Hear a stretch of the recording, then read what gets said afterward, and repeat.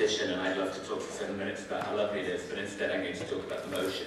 I've got 3 main points. Firstly, I'm going to talk about why these kind of changes specifically and most prominently are exactly the changes that require, exactly the kind of social changes that require change to be organic rather than imposed from outside. We think that imposing them from outside is a harm. It will lead not only to the changes not happening in the most effective way, but to an active, that will actively be counterproductive.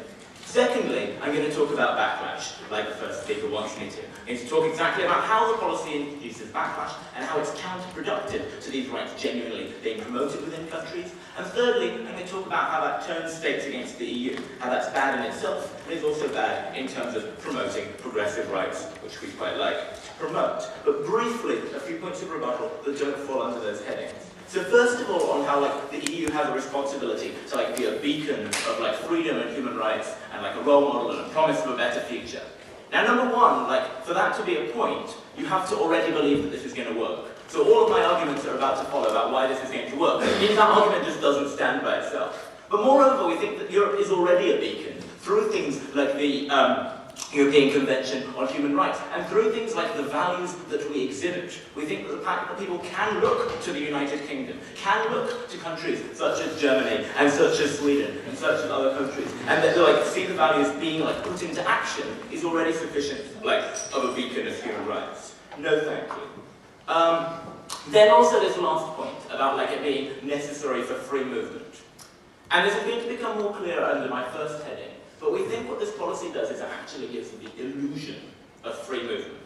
We think that the fact that a country has gay marriage, on the statute books, doesn't prevent that country from potentially being incredibly homophobic, from being incredibly hostile, from being an incredibly violent place to visit. We see that South Africa is a country which implemented incredibly aggressive gay marriage legislation. There are nevertheless, as a gay man, parts of South Africa that I would be scared for my life to visit. We see that implementing laws does not change attitudes, and it's attitudes that we need to change in this debate. No thank you. And third of all, briefly, about normalisation. Because on proposition want you to believe that gay marriage, or similar progressive legislation, leads to the changing of values. The problem is that's just not true. It's not true, first of all, because people who take advantages of these kind of legal rights are, number one, ostracized. So, if you're in a homophobic country and you get, and a man gets married to a man, they're no longer able to participate in society to the same extent. More on that later.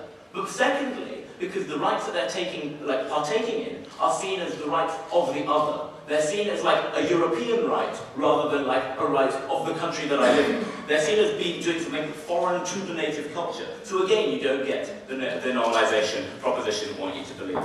First of all, my organic chamber is necessary for these things. No thank you. Because these are rights to do with what is normal, what is moral, what is religiously and culturally accepted. And we think the state's involvement with these situations is actually very marginal. As a gay man, my relationship engages the state maybe for half a day at the point at which I have a marriage ceremony, and then maybe much later in terms of inheritance or something like that. Most of it is to do with engaging with other people. It's to do with no thank you.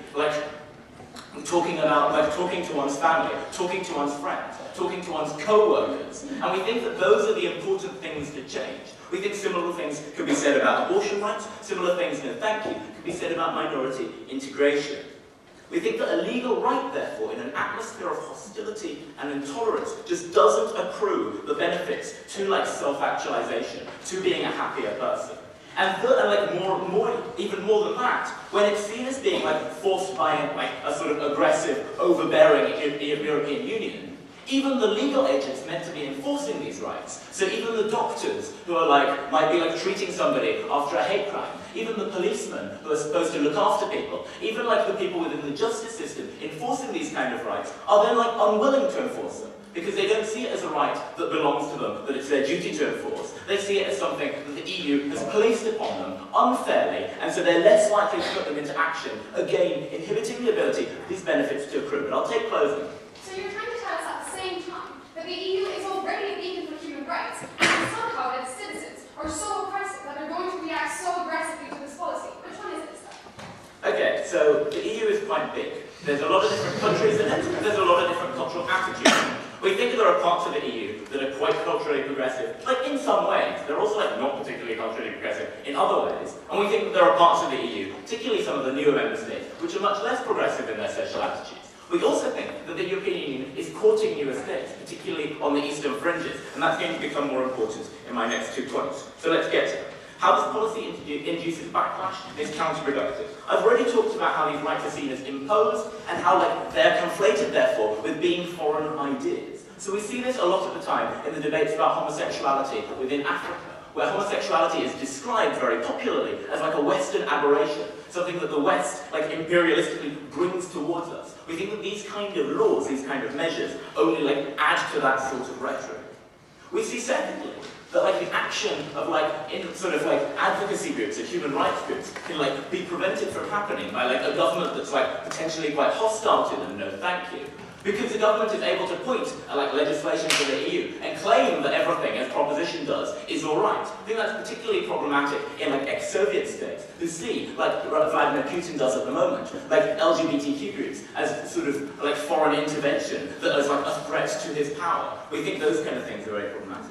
And thirdly, we think that because these rights are conflated with Euroscepticism, the idea that Europe, sort of skepticism about being a member of the EU, immediately turns into skepticism about these kind of progressive rights. Again, we think that's a bad thing.